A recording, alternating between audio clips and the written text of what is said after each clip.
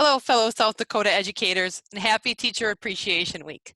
My gift to you is going to be to share with you a research tool, a qualitative research tool that you can use. It's free, and you can use it immediately after watching this video, or you can use it next year or over the summer or whenever it works for you. It can be used at a variety of levels. It can be used to make district or school level decisions. It can be used to make classroom decisions, and it can be used even for an individual student, such as a para making the best decisions for her one-on-one student. I'm really excited about being able to present this tool to you today. Before I do that, I'm going to share with you some information about Yang Zhao's book. It's called What Works May Hurt, Side Effects in Education.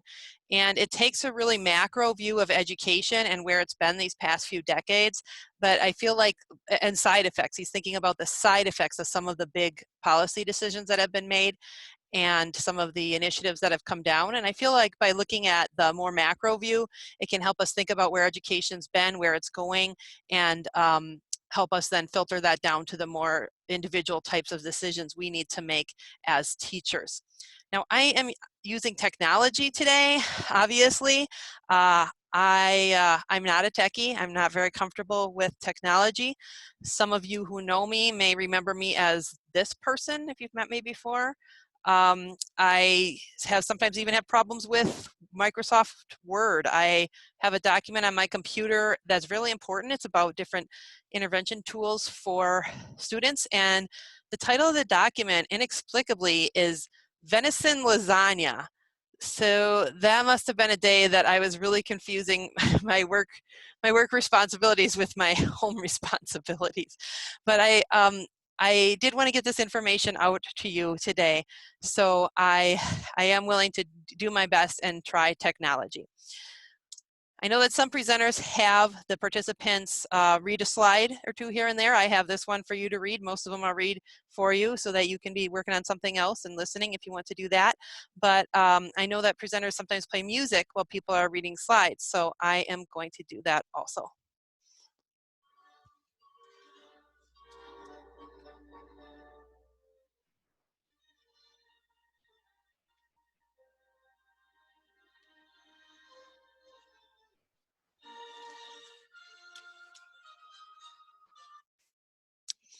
Yep, nailed it. Were any of you with me in Sioux Falls a while ago when Gary Jerry Brooks came and presented? Were you surprised to find out that he speaks fluent English? I was. Unlike his online persona, he spoke very quickly and really about a lot of a variety of very serious topics in education. And so I will just say this, hold on to your hats because I'm about to go full Gary Jerry on you.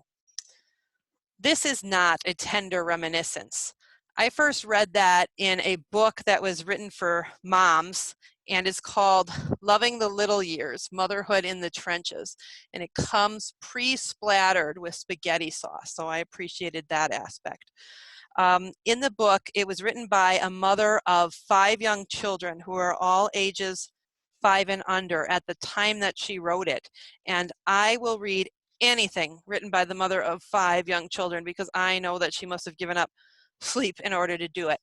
And during the time that I was reading this, I was the mother of 3 young children, ages 3 and under. So it was really good to read something from somebody who knew exactly what I was going through, and she even had a more intense situation. She wrote, "This is not a tender reminiscence from someone who had children so long ago that she only remembers the sweet parts." She talked about having 5 children ages 5 and under, 3 of them in diapers. She says, "I didn't write this book because mothering little ones is easy for me. I wrote it because it isn't.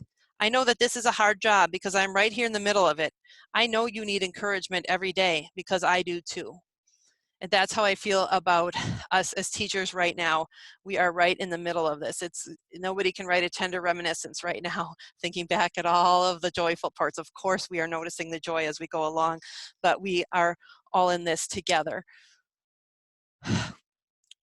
One time, one of my loved ones was in the ICU, and I'm not really familiar with the ICU, or it was really my first and only time going there to see somebody. And his situation was pretty intense, And we were dealing with a lot of what, if you've seen somebody in the ICU, I think that all of the medical professionals are trained the same way, to not give false hope, but to just be as positive as possible, but without false hope. And they say things like, he's very sick, and if he gets better, and those kinds of things. It's a very intense situation.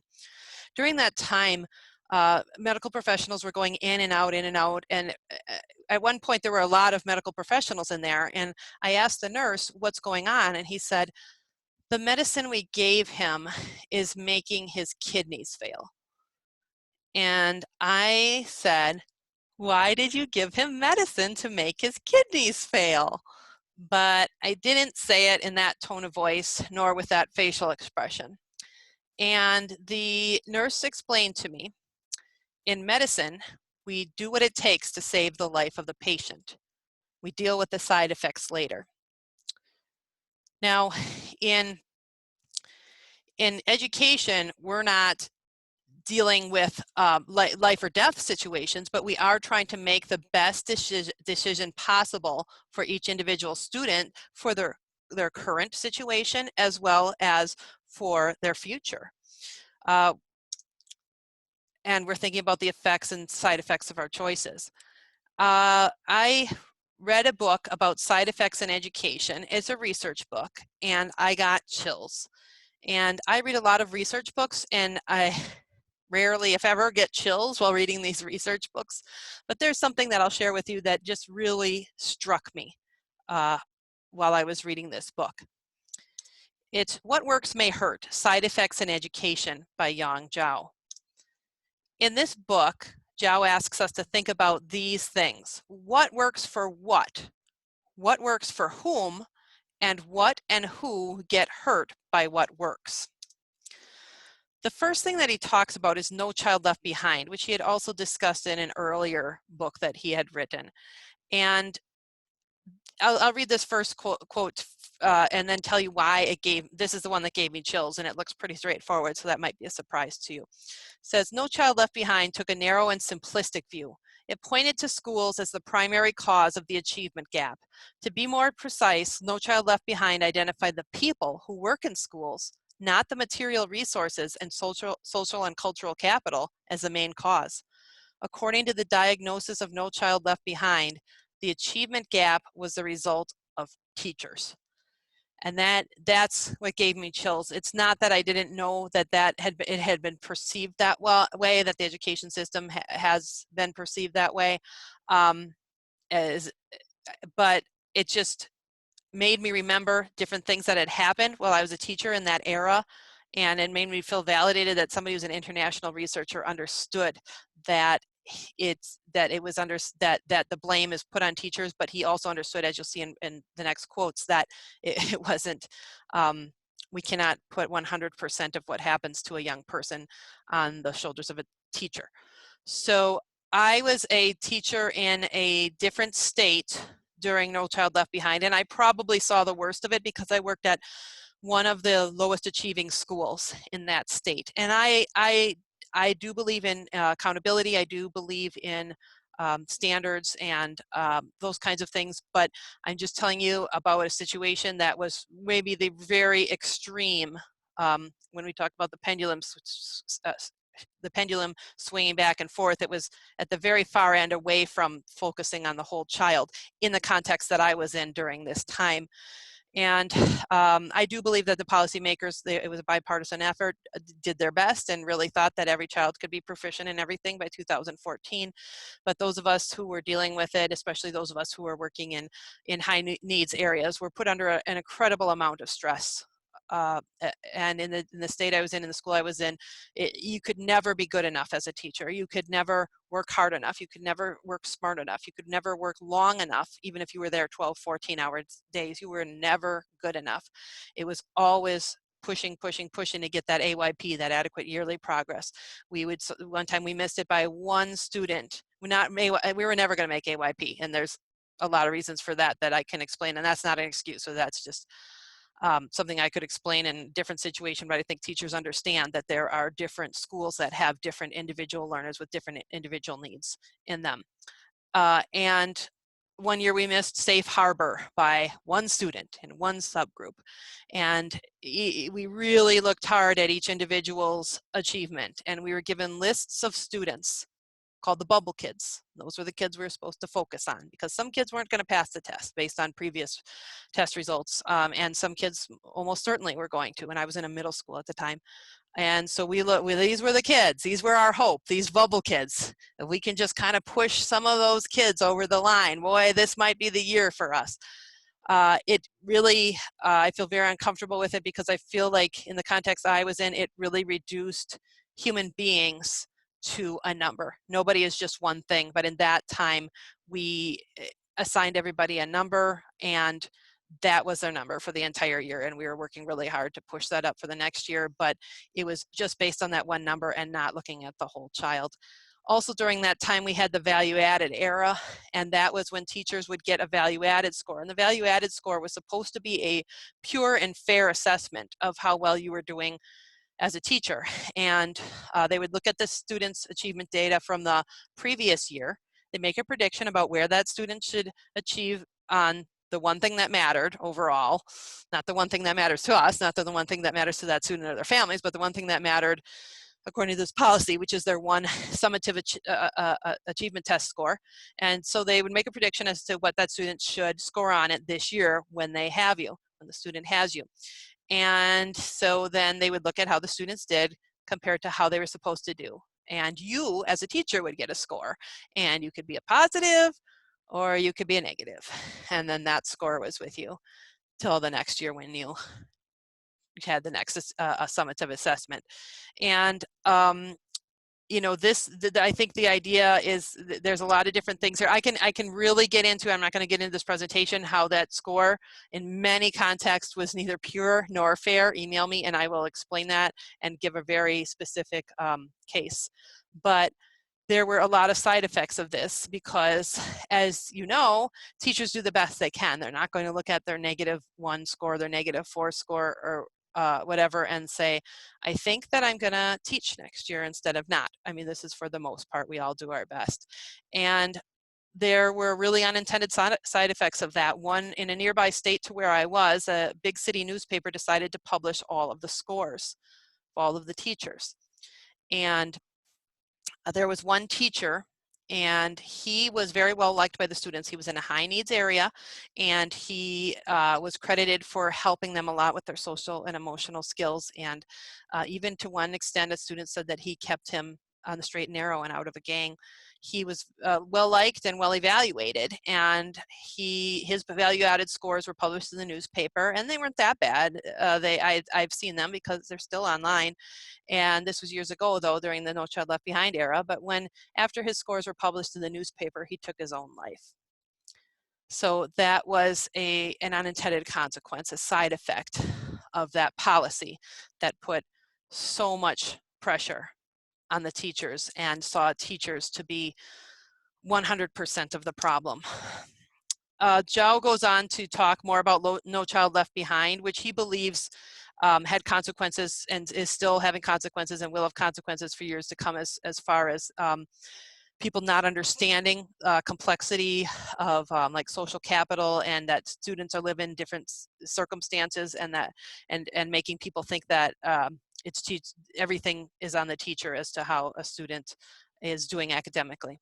Because the law narrowly defined education as reading and math instruction, according to Zhao, it led to a significant narrowing and distortion of students' educational experiences. The narrowing came in multiple forms: reallocation of time, curriculum narrowing, teaching to the test, depriving some students of learning, this was just discriminating attention, increased anxiety, and lost opportunities.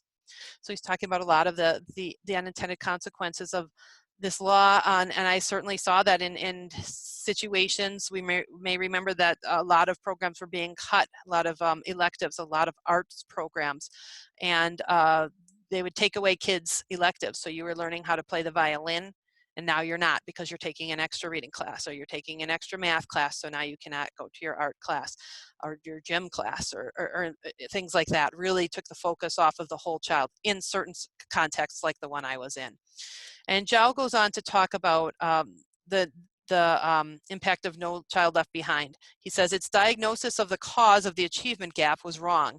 The gap was more a result of poverty, segregation, racism, and lack of investment in education for the disadvantaged, instead of unqualified educators who were considered unwilling and unable to teach children well.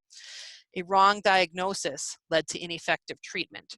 We were trying really hard as a nation to fix the teachers instead of trying to fix the inequities and other situations that some of the students and their families were facing. On the bottom there, I list a tutoring example I wanted to make sure to share with you. Another unexpected consequence, another side effect of this law was that some people got rich. There was a tutoring provision in there that outside tutoring needed to happen for certain students. So I, at the time, was working weekends for an in-home tutoring company who got the contract for the district I was in.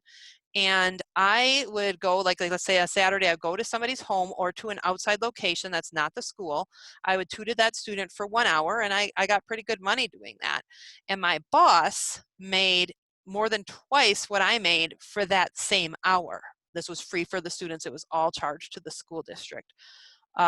So the thought was that these students needed outside tutoring that could not be provided by teachers. The joke is that I was the same person when I was tutoring the student and when I was a classroom teacher in a public school. Any gains that were shown are less likely to show that teachers are bad and more likely to show that if you give a student an hour a week of individual tutoring at his or her level, that could be effective. So there were many side effects of the No Child Left Behind Act that were unintended. Jowl believes that the No Child Left Behind Act was a disaster, in his words, but there are other things that he writes about in his book that are more, he doesn't completely discount them. He sees them as good in certain contexts if they're used correctly. Remember his questions: what works for what works for whom, and what and who get hurt by what works. Invisible learning I was surprised to see in there already. And I know it's a very popular thing, and I've found it very useful to look at what is my impact as a teacher. But here he doesn't believe that it should be totally thrown out, and he doesn't even disagree with Hattie's findings about academic achievement, and he doesn't even disagree with what Hattie's methods that he used, Cohen's D, and those kinds of things that people are talking about as far as criticism. But Jowl believes that although these things may work for academic achievement, that there are more important things for a young person than their academic achievement scores. Jowl says, Hattie made it clear that his review was concerned only with student achievement, and education should have many outcomes. And he has a quote from one of Hattie's books. However, policymakers and practitioners seem to, he has a quote from one of these books where the ellipsis is there, where he shows that Hattie is talking about, this is just about academic achievement. This is not about other outcomes. And Jowl goes on. However, policymakers and practitioners seem to have missed Hattie's disclaimer. They have equated visible learning, which is about only one outcome, with the entire education experience, which must achieve many outcomes without any concern about the adverse side effects, without any concern about the adverse side effects visible learning can have on other outcomes, but side effects are inevitable. And Jowl describes what he believes are things that could be even more important than academic achievement. In today's world, creativity, curiosity, confidence, and interest in a subject are much more significant qualities to cultivate than the achievement of short-term academic outcomes. And Jowl shares a specific example of one example of when something that Hattie showed to be effective for academic achievement might not be effective in other areas, looking at the whole child. And he also shares an example of something that Hattie says to be ineffective that could actually be helpful in a young person's life. Jowl says, John Hattie's reviews show that direct instruction has an effect size of 0.60, well above his hinge point of 0.4, and thus it is an effective influence on student achievement. However, as discussed in chapter 3, that's of Jowl's book, direct instruction has a negative effect on creativity and curiosity. In contrast, Hattie found the effect size of student control of learning to be only 0.01, which means it has no effect on student achievement. However, student control of learning may benefit students in the long term and have a positive effect on their confidence, sense of autonomy, and self-determination. What works for what? What works for whom? Who and what get hurt by what works? So that's one thing that he believes could be used in some contexts, but we have to be careful that we're looking at the whole picture and not just one thing. East Asian education systems, you may be familiar with Zhao's thoughts on this because I know that many people were in the book study on Who's Afraid of the Big Bad Dragon. I was not in that book study, but I recently read the book, and in that he takes a very specific focus on East Asian education systems, especially China, which he's very familiar with because he grew up there. And in his analysis, he believes that they can be they can score high on academic achievement, but at what cost? And he describes that here. Creativity requires the ability to come up with new solutions and pose questions that have not been asked before. He says the East Asian systems are indeed very effective in producing outstanding test results in a limited number of subjects. The outstanding performances on tests are accompanied by less confidence, less satisfaction, less creativity, and less diversity of talents. So that's an example of young people getting hurt by what works. It works for academic achievement, but it could have negative consequences on other factors. Zhao also has chapters on the Reading First initiative that came for early childhood with No Child Left Behind, as well as direct instruction and vouchers. And I have 1 point for each here. As far as Reading First, he says it was research-based and showed improvement in the narrow area of literacy that research was focused on, but it did not affect overall literacy, especially comprehension. I think we can all agree that comprehension is why we teach literacy skills, so that students can understand what they read. It also worked better for some students than for others. A side effect of having students in a program like that is that if it's not working for them, they are kept from being in a program that would work for them. So it might not be hurting them in that it's maybe making their skills improve a little tiny bit, but it's keeping them from being in a program that would work for their individual needs. As far as direct instruction, he says it can be effective in knowledge transmission and suppress creativity and curiosity at the same time. So he believes direct instruction has its place, but you have to be careful what context you're using it in. For example, I may be tempted to just tell you the answer and in direct instruction and just deprive you of coming up with a creative solution for a problem that I could present to you, which would be much more better for your learning. And as far as vouchers, the bottom point there, he says one student's medicine can be another student's poison. Individual variability as a cause of adverse side effects is illustrated in the case of school choice programs. In other words, it works for some kids and not for others. It works in some contexts, but not others. So with all of these, he's talking about don't just throw it out, but don't accept it wholeheartedly without looking at who it is getting adversely affected by something that works for some other students. He talks about the pendulum swings that go on in education. He calls it cyclical warfare, talks about the math wars and the reading wars. He talks about the pendulum swings this way. These people get mad, it swings back this way. These people get mad, it swings back this way. And it just keeps going on and on. He says education remains stuck in perpetual pendulum swings. Lots of movement and action, but going nowhere. Despite the progress made in related fields such as psychology, neuroscience, and cognitive science, education continues to recycle century-old ideas. And then to the thought that some of us may have of, well, why don't we just take everything that works and just meld it into something that's going to be just great and it's going to work for everybody. He says, advice to find the middle ground or a balance between opposing views is scientifically irresponsible. It essentially suggests that both sides have discovered effective educational approaches, but the reality is that one approach may work very well in some contexts, while the other does not work at all. combining them would actually reduce the effectiveness of the former approach, the one that was working. So some approaches don't work at all, some work very well, and some work for some students and not for others. So he does talk a lot in here about research-based trials and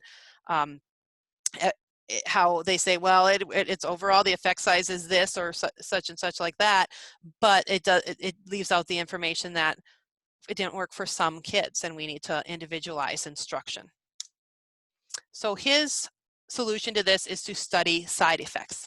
He says the raging wars and continual emergence of panacea solutions in education are unlikely to stop if we do not take seriously the missed lesson from medicine and begin to study and consider in educational decision-making both effects and side effects. He then talks about side effects of studying side effects.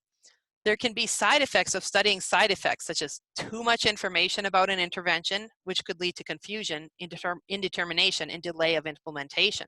But when we begin to address the side effects of recommended actions, education will have advanced. This is how we improve. Speaking of too much information, is that how you feel right now? That's okay. It's probably a lot to think about and hard to differentiate between different things. What works for what works for whom, what and who get hurt by what works. I make a decision. Something happens. Is that an intended consequence? Is it an unintended consequence? Is it a positive side effect of what I did, or is it a negative side effect? It's very hard to think about all of those things. But looking at the ideas that Yao had about things that have been done over the years can help us to think about now how we can make decisions in our own role as a teacher, administrator, para, or whatever your role is. Those are his questions again. What works for what works for whom, what and who get hurt by what works. And then this brings us into the next portion of the presentation, which is action research. And this is where I'm going to present the tool, which is going to cover all of these questions of what works for what, all the, effects, side effects, all those kinds of things, all in one without having to tease out what is an effect versus a side effect and those kinds of things. I am very excited about presenting this tool to you, and you can see that I have now switched over to my red slides. And red means stop what you're doing, take a look at this, because this might be immediately helpful to you. And so please make sure that you click on part 2, because part 2 is when I am going to be sharing with you that free research tool. Thank you.